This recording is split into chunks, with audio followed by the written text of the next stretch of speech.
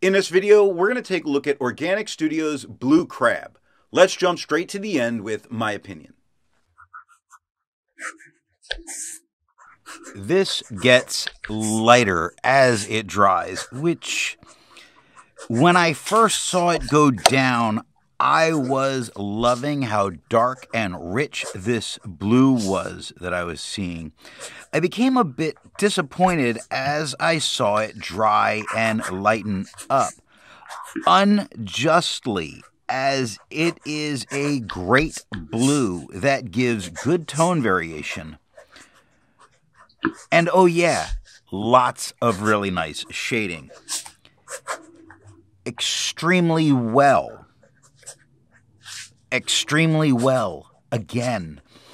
I use a lot of blue just in general, so I can easily see, devouring this bottle with a nice butter sauce. It's hard to find a blue that really stands out and looks amazing. And here we've got one.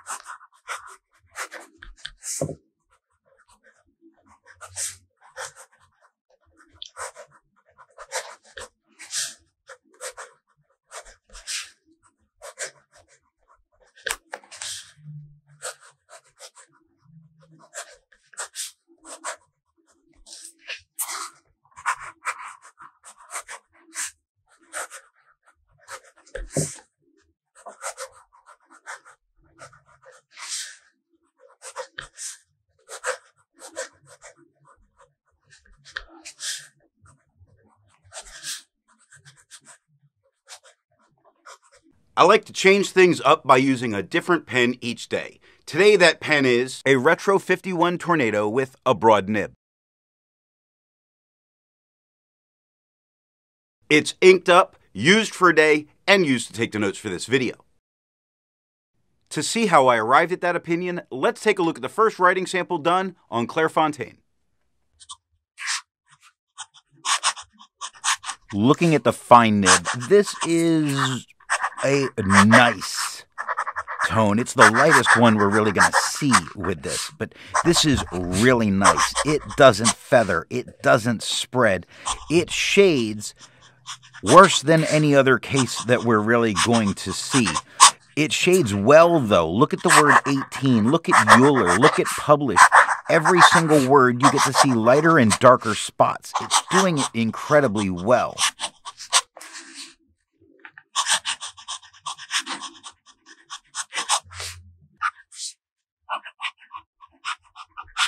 Looking at the zoom nib, you see that it's a lot darker than we had with the fine.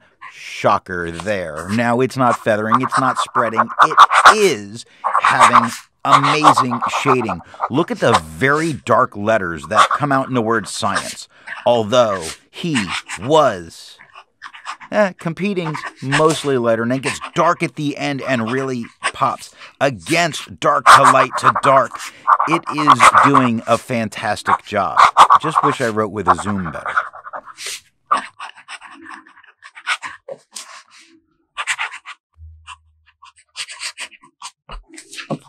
Looking at the music nib, we get about the same tone that we got with the zoom. It doesn't feather. It doesn't spread. It shades like a monster. It shades just as well as the zoom. I write with music nibs better. It's just wonderful to look at. Look at how paper goes lighter to much darker and then gets just a little bit lighter, noticeable enough on the R. Very impressed with what I'm seeing. Loving it.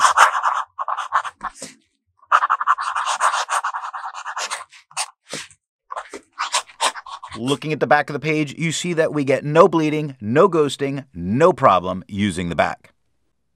To have a range of experience with this ink, all of the writing samples are done with a Sailor Pro Gear Slim Mini with a fine nib.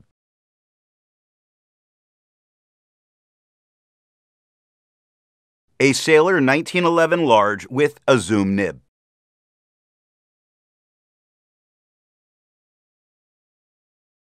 A Sailor 1911 Standard with a music nib.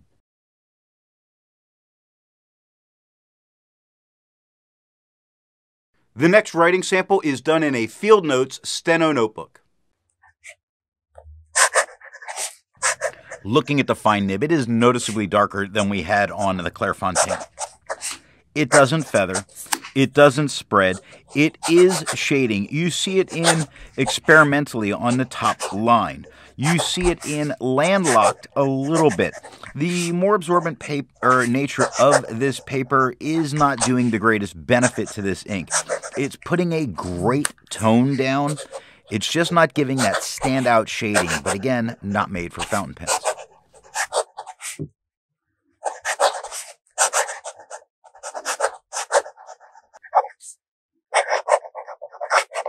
Looking at the zoom nib, we really expose a weakness with this ink in we do see feathering that's going on. Really small feathering. You see it in experience. You see it in not. You see it in bother and him. Tiny feathers all over. And we're even getting a little bit of spread, though I think it can be manageable if you can write with this nib better than me.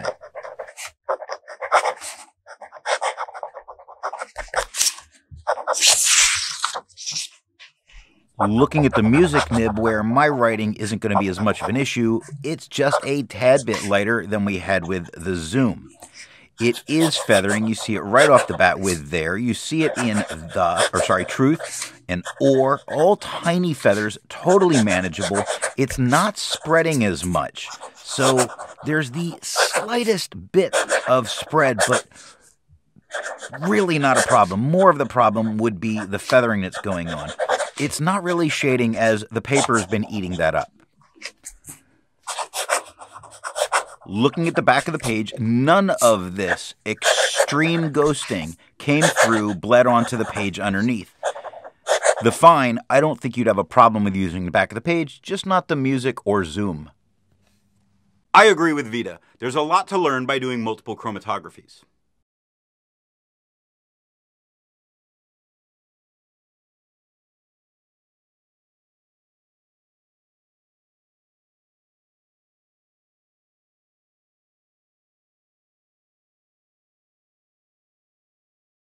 The next writing sample is done in an AmPad Steno notebook.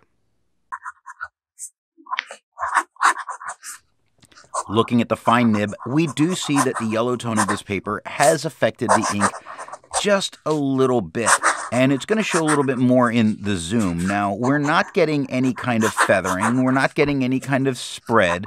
We are getting the lightest speckling of shading throughout, in that there's some darker spots. I wouldn't call this a great ink for this paper, but if this is what you're writing on and the ink in your pen, I think what you get is perfectly good.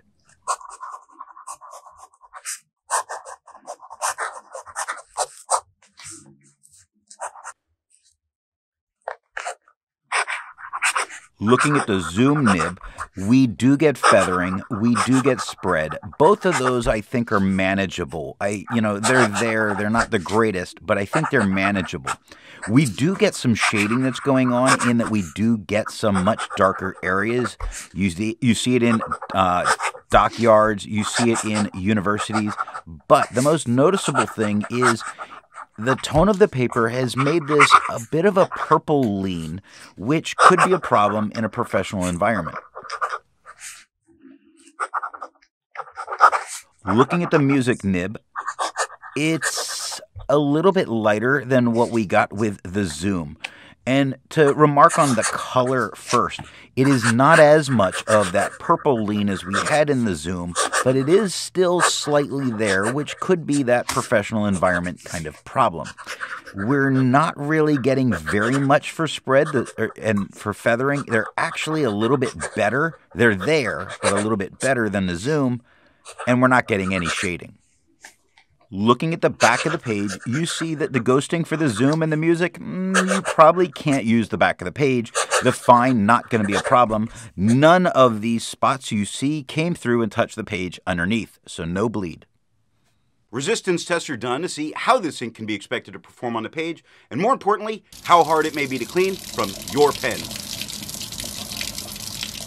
This smear is allowed to dry for 3 days before testing it. And here we see the results of the resistance test.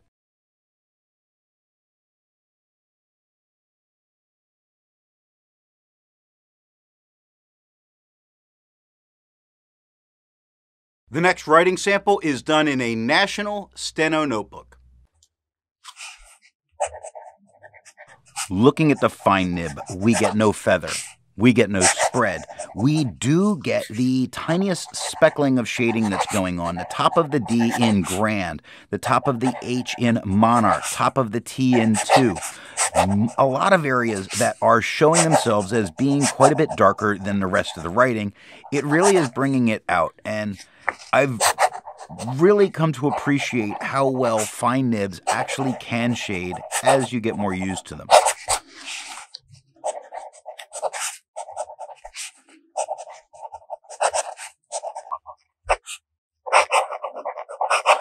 Looking at the zoom nib, it's quite a bit darker than the fine. It's not feathering. It's not spreading. It is shading extremely well. Just about every word has a ton of it. You see it in West going darker to lighter, but especially look at determined in the second line. Lighter to darker to lighter to darker, and beautiful the entire way. To make a note about the color, we're not getting that purple lean that we saw in the last paper. This is certainly a blue.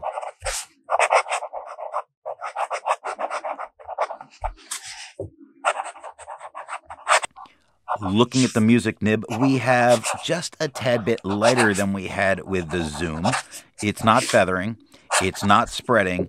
It is shading, but not as well as it did on the zoom, meaning I need to get better with the zoom nib so that I can get that color and that shade on this paper from this ink, because I do like what I'm seeing. It's flat here, but it's doing very well. Such a winner. Looking at the back of the page, you see that the ghosting is way under control. You can easily use the back of the page, and nothing bled through touching the page underneath. Why? Because this is good paper. With over 1,000 inks reviewed, let's take a look at some color comparables. Here is Diatramentis 225th Constitution Anniversary. Here is Diamine Steel Blue. Here is Krishna Silent Night Sky. Here is Noodler's Blue. The next writing sample is done in an Office Depot Steno notebook. Looking at the fine nib, we're getting no feather, we're getting no spread. We are getting some spots of shading that's really coming through. You see it in St. Petersburg on the top line in capital. You see it in called on the second line. But here's the most interesting thing. Really look at the color there, especially where it's dry.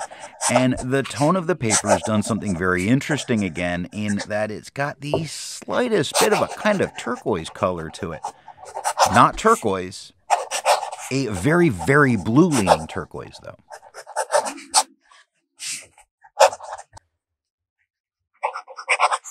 Looking at the zoom nib, by far the darkest tone that we're going to get on the page. It's not feathering. It's not spreading. It is shading. It is not a very, very blue-leaning turquoise. It is back to being very much a blue.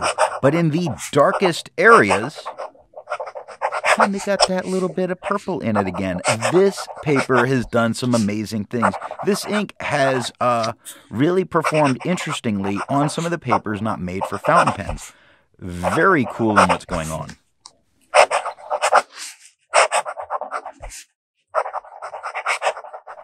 Looking at the music nib, it is lighter than we had with the zoom, quite a bit darker than that fine. Now, it's not feathering. It's not spreading. It is shading. You see the shade show up on Catherine in the T to H and the E at the end. You see it in the I right after. Now, 2 mostly comes out as the same tone, but then on the O it gets darker. So it is doing so good on paper that's not made for it. Looking at the back of the page, you see that the ghosting is way under control, not any kind of a problem. You can easily use the back of the page, and you have no worry about bleed, because it didn't do it. While it's nice to compare it to other inks in the same color family, I'd prefer to find an ink that complements its color on the page. Here is a pink ink by J. Herbin, their Rose Cyclamen. Here is an orange ink by Krishna, their Goldfish. Here is a magenta ink by Noodlers, their Burgundy Royale. Here is a yellow ink by Tag, their Kaiono Oto Yamabuki Iro. The last writing sample is done on 20-pound copy paper. Looking at the fine nib, we get a little bit of feathering easily under control, but it's definitely there. We're not getting any kind of real spread. I think it's doing especially well there. I'm going to take that back. This is a Japanese fine, so there is technically a little bit of spread, but man, is that manageable. Are we getting any shading? No. This ink can't defeat this paper when it comes to shading, so all you're getting is really a flat blue.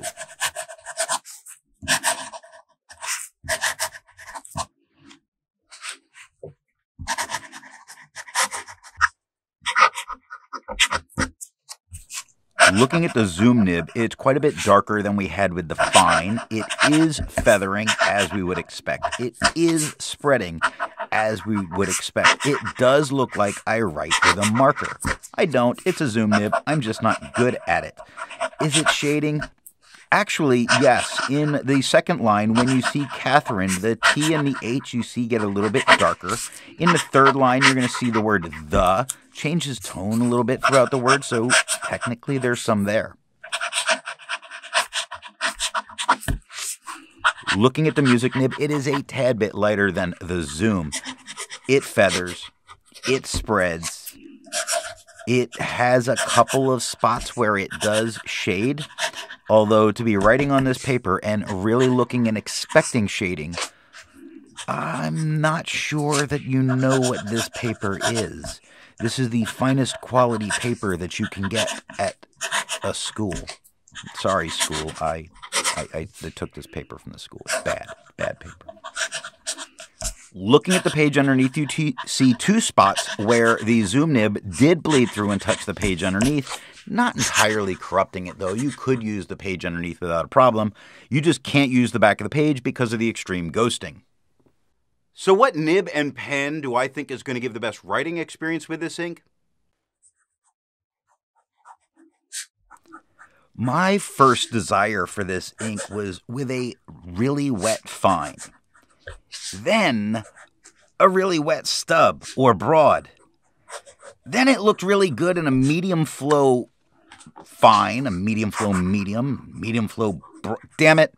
This is a dealer's choice. This ink can't help itself. It looks good no matter what pen you put it in.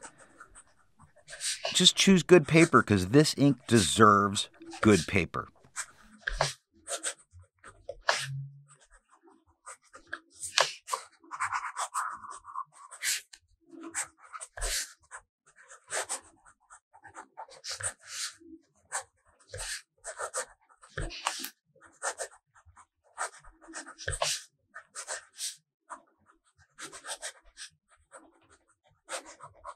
I hope you got something out of this video, and if you want to support the channel, you can over on Patreon.